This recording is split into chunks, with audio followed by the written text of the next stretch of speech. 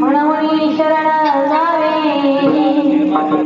सर्वभावी देवाचे तो हाव तरील पार नदीचा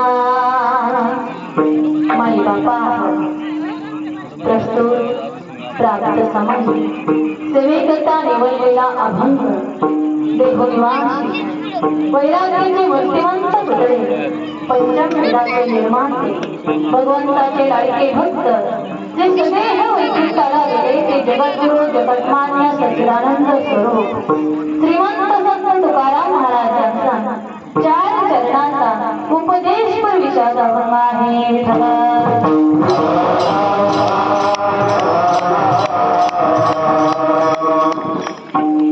म्हणून शरणा जावे सर्व भावे देवा तो हा उतरील पार भवदुस्तर नदीचा माई बापा. या अभंगामध्ये जगद्गुरु तुकोबर तुमचा जीवांचा उद्धार व्हावा याच्याकरता उपदेश करत आहे. आता तुम्ही जेवढे बसलात ना तेवढे माझ्याकडे बारीक लक्ष द्यायचं. एखादं लहान लेकरू रडायला लागलं, हसायला लागलं, पळायला लागलं तर त्याच्या आईला त्याच्या जवळ असणाऱ्या व्यक्तीने त्याला फक्त बाजूला घेऊन जायचं, बाकी काही करायचं नाही. कारण मामा आपल्या जेऊरवाडी गावामध्ये आले, या ठिकाणी विसाव्याला थांबले. म्हणून जेऊरवाडी ग्रामस्थ वस्तीवर असणारे सर्व पंचक्रोशीमध्ये असणारे ग्रामस्थ या सगळ्यांच्या वतीनं आयोजित केलेला हा भंडारा उत्सव आणि त्या भंडारा उत्सवाच्या निमित्तानं आमच्या वाट्याला आलेली ही सेवा नवे तर उपस्थित ग्रामस्थ आयोजक ढोले नावाचा एक सेवेकरी मामांच्या बकऱ्यांची राखण करायला होता. मग मामांच्या आपाचा वाडीचा हलसीद नाथाच्या यात्रेला काही दिवस जायचे होते. म्हणून मामांनी आपल्या बकऱ्याची सगळी जबाबदारी गणू ढोलेवर सोपवली. त्याला सांगितलं मी यात्रेवरून माघारी येऊन तोपर्यंत तू सगळ्या बकऱ्यांचं रक्षण कर, अख्खा तळ तू सांभाळ. ठीक आहे म्हटलं. मामा आप्पाच्या वाडीला हलसीद नाथाच्या यात्रेला गेल्यानंतर गणू ढोलेनं मामाचा तळ सांभाळला. माई बापा अंतःकरणापासून त्यानं बकऱ्यांची सेवा केली, बकऱ्यावर लक्ष ठेवलं. पण एक दिवस रात्रीच्या वेळी बिद्रीच्या शेजारी अर्जुनवाडा म्हणून एक गाव, त्या गावातले काही चोर मामांच्या तळावर आले आणि त्या चोरांनी मामांच्या 5 बकऱ्या चोरून नेल्या. आता गणू ढोलेला हे काही माहिती नाही बरं. त्यांनी मामांच्या बकऱ्यांची राखण सगळी केली होती खरंय, निष्ठेने सेवा केली होती खरंय, पण चोरांनी 5 बकऱ्या चोरून नेल्या हे त्यांना माहिती नव्हतं. ज्यावेळी मामा माघारी आले त्यावेळी मामाने या गणू ढोलेला विचारलं, गण्या आपल्या किती बकऱ्या चोरीला गेल्या? आता यांनी अंदाजे चुकलं, मामा आपल्या 2 बकऱ्या चोरीला गेल्या. कारण यांना माहितीच नव्हतं बकऱ्या चोरीला गेलेल्या. यांनी मामांची सेवा निष्ठेने केली होती. मामांचे भक्त होते ते, त्यांच्या मनामध्ये शुद्ध भाव होता हे मामाला माहिती होतं की गण्याला सुद्धा बकऱ्या चोरून गेलेलं माहिती नाही. पण त्यांनी अंदाजे सांगितलं की मामा 2 बकऱ्या चोरून गेल्या. मामा म्हणतात अरे गण्या 2 नाही आपल्या 5 बकऱ्या चोराने चोरून नेले. मामाने गणू ढोलेला इकडे सांगितलं. परिणाम असा झाला की अर्जुनवाडा गावातल्या ज्या चोरांनी मामांच्या बकऱ्या चोरून नेल्या होत्या ना त्या चोरांच्या घरावर रात्री अपरात्री फाड फाड फाड अशी दगड पडू लागली. घराची कौलं फुटू लागली. लहान मुलं बायका गोंधळून गेल्या. सगळी माणसं घाबरली. इकडे तिकडे शोधू लागले की घरावर दगड कोण टाकतंय. आवाज तर येत होता फाड फाड फाड फाड अशी दगड तरतरत होती.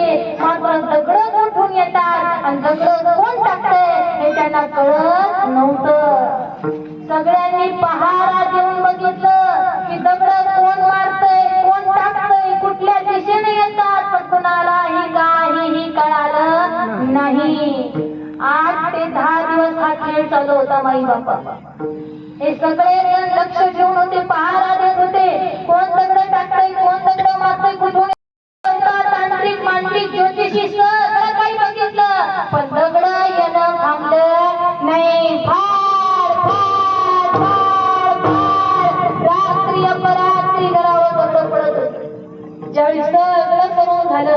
त्यावेळी कळना दगड कुठून येतात, दगड कोण मारतय. त्यावेळी त्या चोरांच्या लक्षात आलं की आपण बाळू मामांच्या बकऱ्या चोरून आणल्या म्हणूनच आपल्या बरोबर हे घडतंय. मग आपण सगळेजण बाळू मामांकडे जाऊ, त्यांच्या चरणी लागू, त्यांना क्षमा याचना मागू, बाळू मामांना शरण जाऊ. कारण शरण गेल्यानंतर या जगाचा बाप उद्धार करतो असं म्हणतात. म्हणून आपण सगळेजण मामांना शरण जाऊ. ठरवलं ना त्या चोरांनी. ते सगळे चोर मिळून माझ्या मामांच्या तळावरती आले. आल्या आल्या मामांच्या चरणी नतमस्तक झाले आणि मामाला बोलू लागले, मामा आम्हाला माफ करा, आम्हाला क्षमा करा, आम्ही शेण खाल्लं, आमचं चुकलं, पाप आमच्या हातून खाल्लं, पण आम्ही तुम्हाला शरण आलेलो आहे आणि शरण आलेल्याचा तुम्ही उद्धार करताना म्हणून आमचा उद्धार करा, आम्हाला माफ करा, आम्हाला क्षमा करा. चोर होते ते कोण होते? चोर होते. मामाच्या 5 बकऱ्या त्यांनी चोरून नेल्या होत्या माई बापा. पण स्वतः भगवंताने भागवतामध्ये तुम्हा आम्हाला सांगितलेलं आहे की जो मत होय अनन्य शरण त्याचे निवारिणी जन्म मरण या लागी शरणागती शरण मीची येते. स्वतः भगवंताने सांगितलंय की जो कोणी मला अनन्य भावाने शरण येतो ना, मी त्याचा उद्धार केल्याशिवाय राहत नाही. हे चोर होते, मामाच्या बकऱ्या चोरून नेल्या होत्या. ते चोर माझ्या मामाला अनन्य भावाने शरण आले तर त्या चोरांना सुद्धा माझ्या मामानं माफ केलं, क्षमा केली, त्यांना उपदेश केला आणि स्वतः नव्याचे 25 रुपये देऊन त्यांचा उद्धार केला.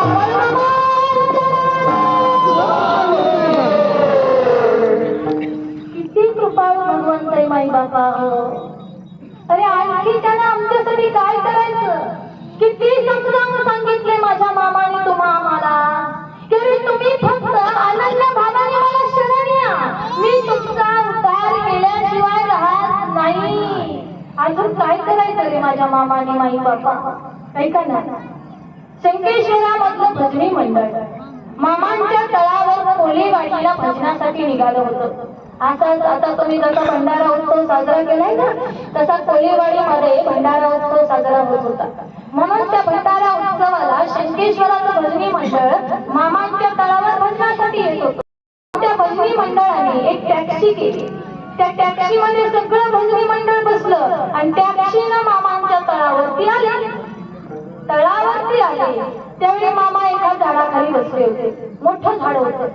त्या टॅक्सी ड्रायव्हरनं ती गाडी त्याच ठिकाणी थांबवली. गाडी थांबली की सगळं भजनी मंडळ गाडीतून उतरलं आणि मामांच्या जवळ जाऊन मामांच्या पाया पडलं आणि त्या ठिकाणी सगळेजण मामाला बोलू लागले.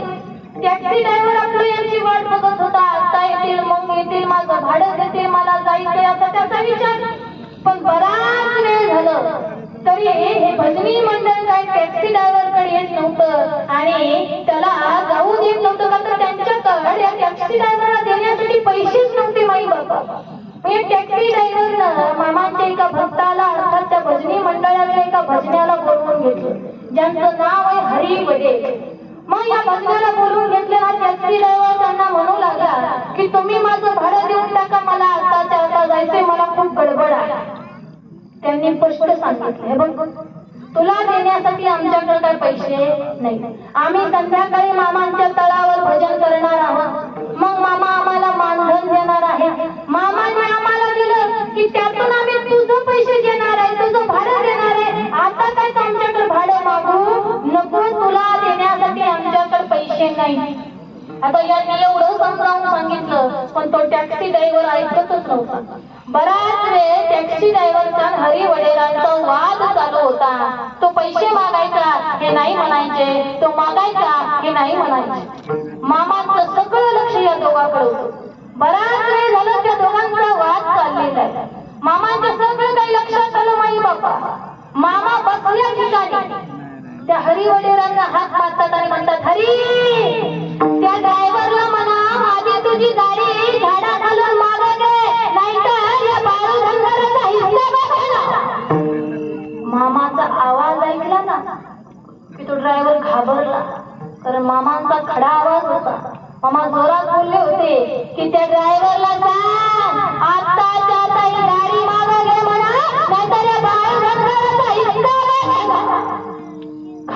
पळतच आला, गाडीमध्ये बसला आणि झाडाखालनं गाडी त्यानं मागं घेतली. ज्या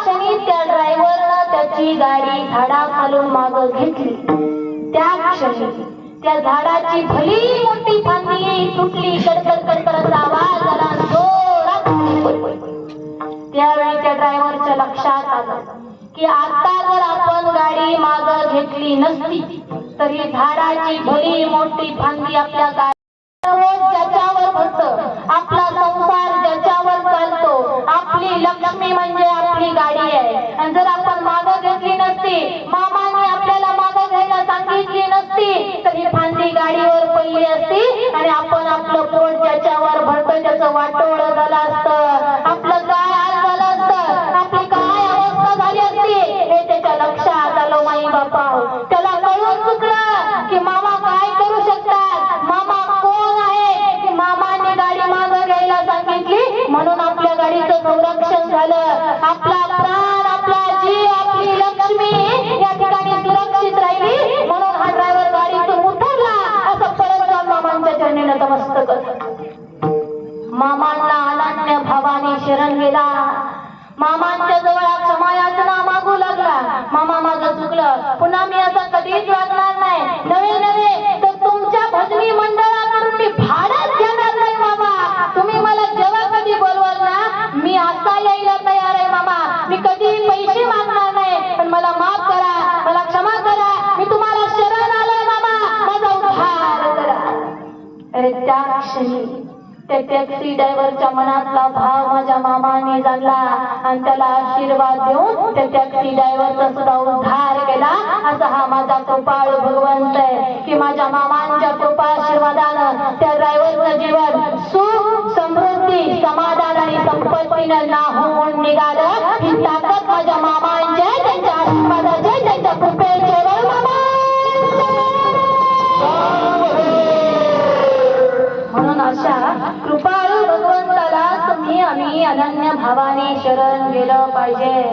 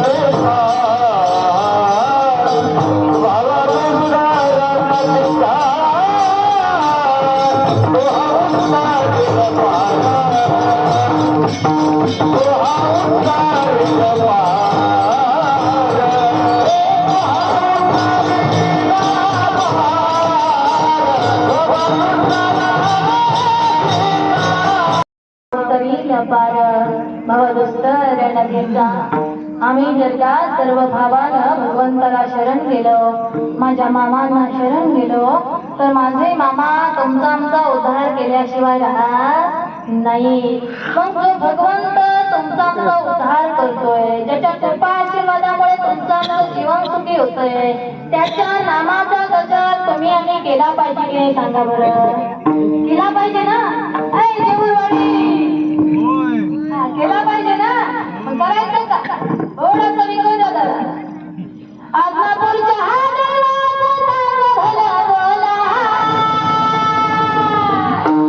देव बाळ मामा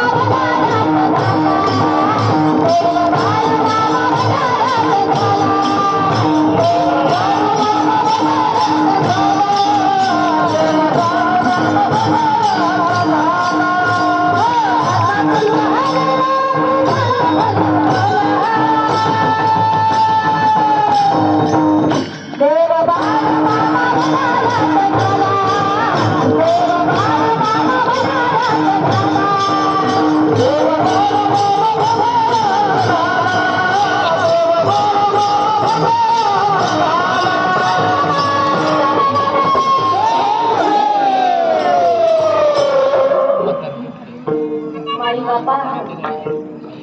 गजर आहे ना, हा गजर म्हणजे तुमचं आमचं जीवन आहे. फक्त याला आचरणात आणलं ना उद्धार व्हायला वेळ लागत नाही. कारण माझा भगवंत कृपाळू आहे, लक्षात घ्या. ऐका ना, एक बाबा आळतेकर नावाचे सद्गृहस्थ होते. सुंदर असं गायन करायचे. त्यांनी केले त्यांच्या गायनानं सगळी लोक मंत्रमुग्ध होऊन जायची. आता एक गोष्ट लक्षात घ्या की बाबा आळतेकरांच्या गायनानं सगळी लोक मंत्रमुग्ध होऊन जायची. लोकांना त्यांचं गायन आवडायचं. याच्या पाठीमागं एक कारण होतं की बाबा आळतेकरांच्या मनामध्ये भगवंताबद्दल भाव होता, शुद्ध प्रेम होतं, विश्वास होता, निष्ठा होती माई बापा. कारण आमच्या मनामध्ये शुद्ध भाव असल्याशिवाय तो भाव भावला जात नाही. नाहीतर मामांच्या तळावर आलोय खरं, मामांकडे आलोय खरं आहे, पण आमचा विश्वासच मामांवर नाही, आमची श्रद्धाच मामांवर नाही, तर इथं येऊन फायदा नाही. हजार वाऱ्या केल्या, मनात भाव नसला ना फायदा नाही माई बापा. कारण आमच्या मनातला शुद्ध भाव आम्हाला भगवंतापर्यंत नेऊन पोचवत असतो, आम्हाला त्या भगवंताकडे आणत असतो किंवा त्याला आमच्याकडे घेऊन येत असतो. लक्षात घ्या, तुका म्हणे भाव जवळी धरून आणि देव. मनातला भाव खूप महत्वाचा आहे. परमार्थामध्ये भाव खूप महत्वाचा आहे माई बापा. आणि जे बाबा आळतेकर आहेत ना, त्यांच्या मनामध्ये शुद्ध भाव होता, म्हणून त्यांनी केलेलं गायन लोकांना आवडायचं. झालं काय की एकदा हे बाबा आळतेकर शंकेश्वराच्या भजनी मंडळाबरोबर मामांच्या तळावर भजनाला आले. आल्यानंतर भजनामध्ये त्यांनी जे गायन केलं, त्यांनी जो राग गायला तो मामांना खूप आवडला. मामांना त्यांचं गायन एवढं आवडू लागलं की मामा वारंवार त्यांना तळावरती भजनाला बोलवू लागले. मग एकदा असंच मामांचा हा भंडाऱ्याचा उत्सव होता.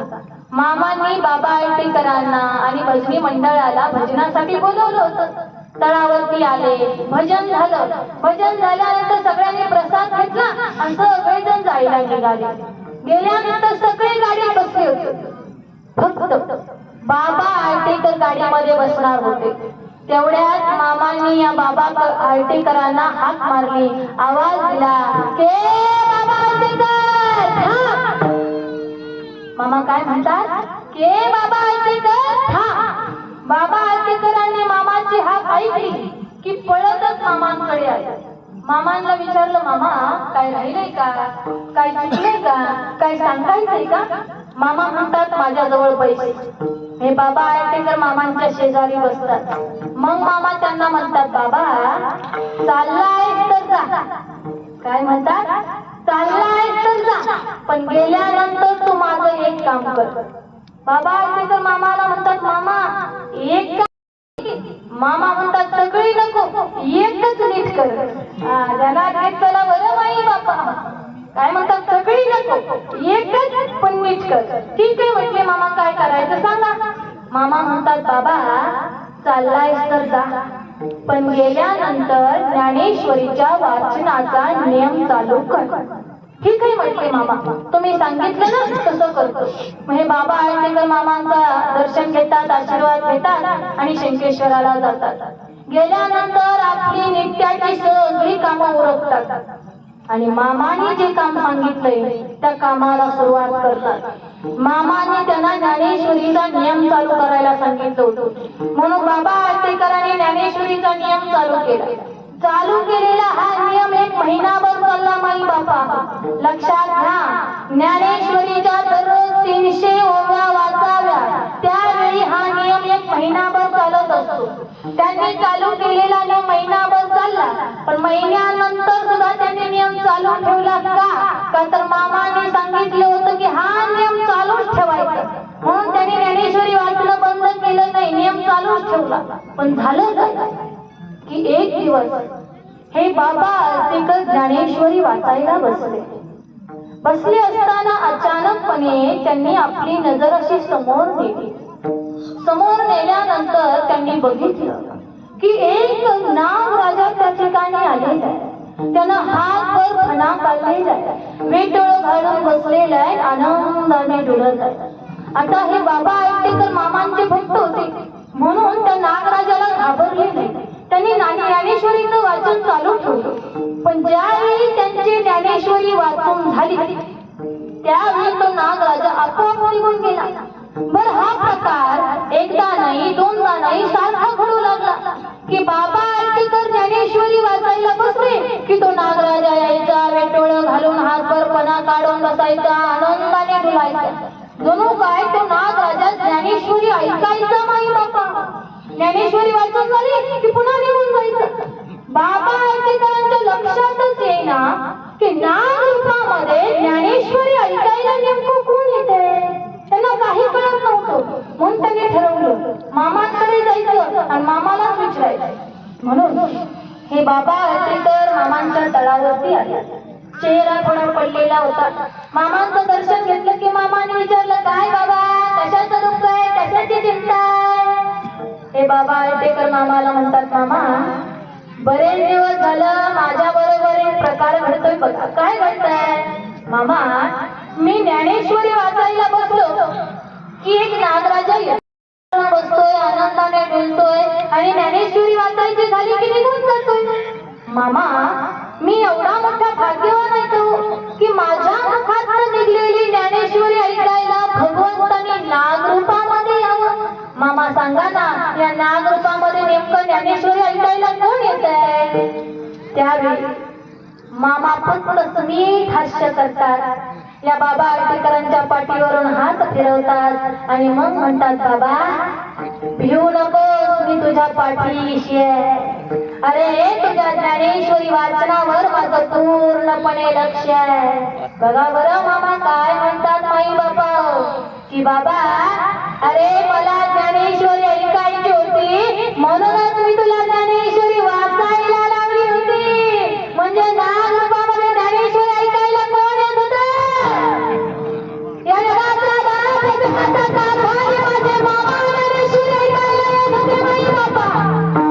माझ्या मामाने तुम्हाला आचरण करून लीला करून स्पष्ट सांगितलंय की आम्ही ज्ञानेश्वरीचं वाचन केलं पाहिजे. कारण माझ्या मामाला ज्ञानेश्वरी ऐकायला आवडतं हे लक्षात घ्या. फक्त मामाने आम्हाला सांगितलं असं नाही, सगळ्या संतांनी आम्हाला ज्ञानेश्वरीचं वाचन करायला सांगितलंय, ज्ञानेश्वरीचा अभ्यास करायला सांगितलाय. अरे नामदेव रायकर म्हणतात, ठीक आहे तुम्हाला अगदी ज्ञानेश्वरी वाचणं होत नाही ना, नका वाच, पण ज्ञानेश्वरीची एक ओवी वाचून तिचा तरी तुम्हाला अनुभव घेता येईल ना. नामाने ग्रंथ श्रेष्ठ ज्ञान देवी एक तरी ओवी अनुभवा की सगळ्यात श्रेष्ठ ग्रंथ असणारा हा ज्ञानेश्वरी ग्रंथ, या ग्रंथाच्या एका ओवीचा तरी अनुभव तुम्हाला घेता येईल ना. म्हणजे किती कृपाळू भगवंत आहे, त्यानं अजून तुमच्यासाठी काय करायचं माई बापा. आमच्या घरामध्ये असणारी ज्ञानेश्वरी तिची मते सुद्धा देवाला अवतार घेऊन आम्हाला सांगावी. अजून काय करायचं त्यानं आमच्यासाठी. किती कृपा आहे बाळूमामा.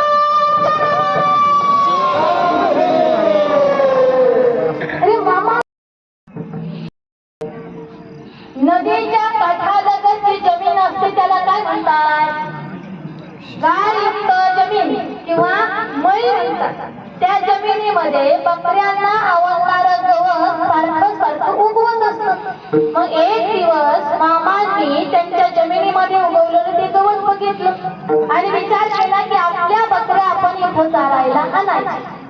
मामांनी फक्त विचारच केला नाही, एक दिवस मामा आपल्या बकऱ्या घेऊन तिथं आले. पण झालं काय, त्या शेतामध्ये 12 वर्षाचा एक मुलगा उभा होता.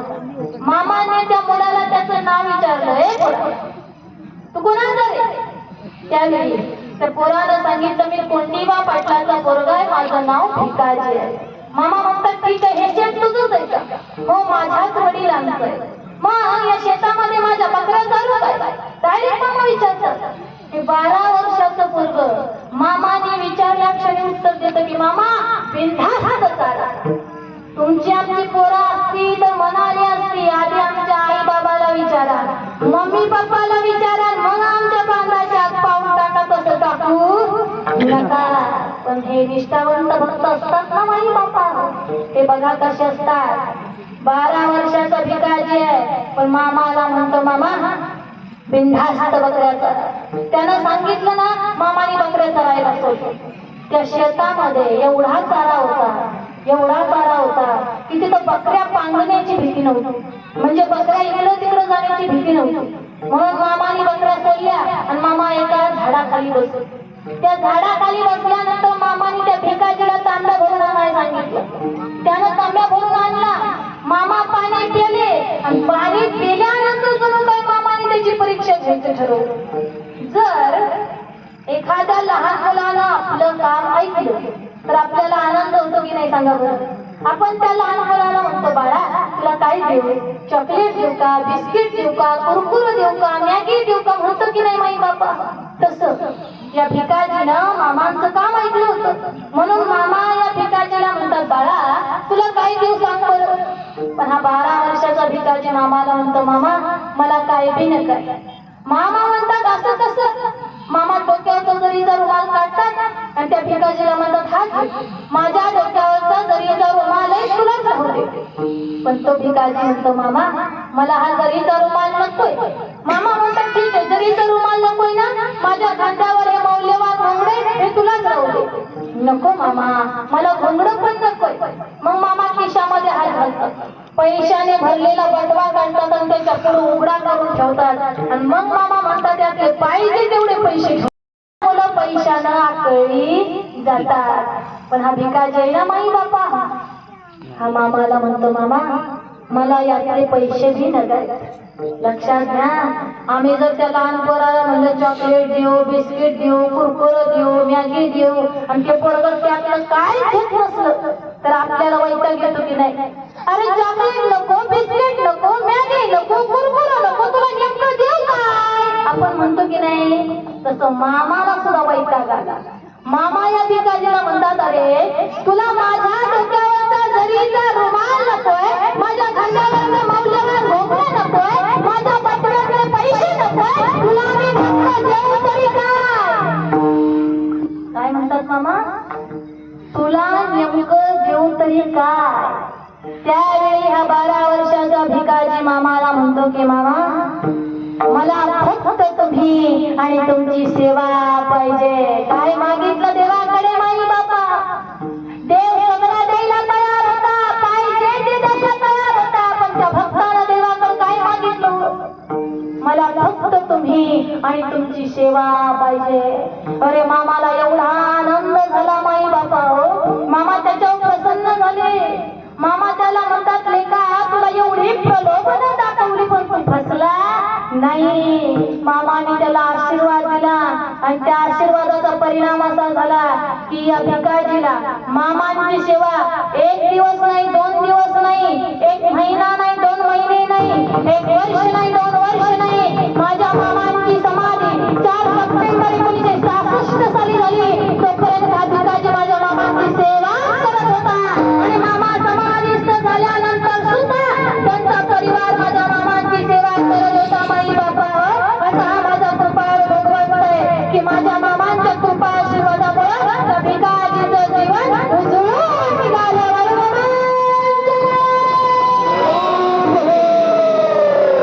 असा हा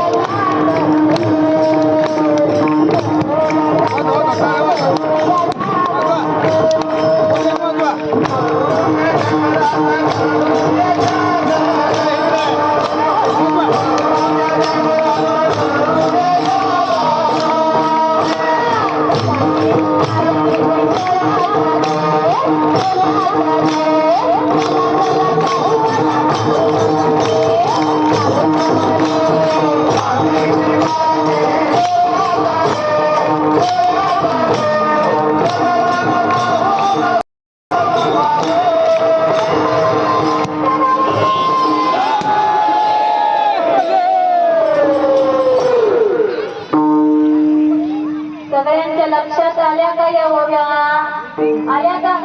मला वाटते तरुण मंडळीच्या सहजासहजी लक्षात आल्या असतील.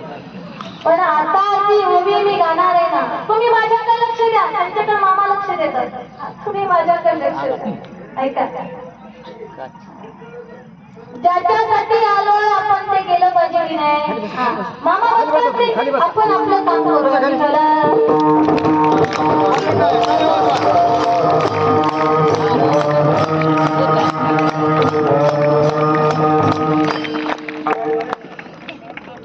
आता ती ओवी मी गाणार आहे. ती ओवी सगळ्याला आठवणार आहे, आवडणार आहे. कारण ती माझ्या मामाला सुद्धा आवडते. माई बापा कोणती माहिती का? सांगू का? सुंदर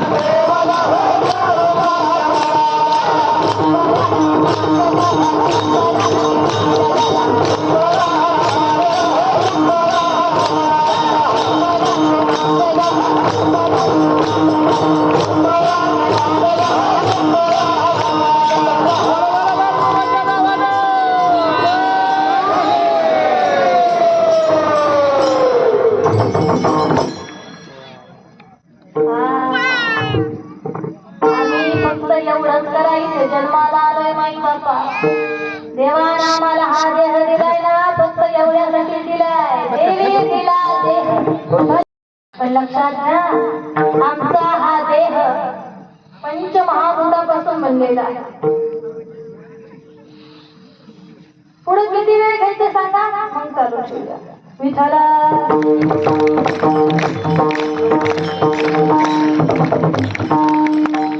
माई बापा सांगायला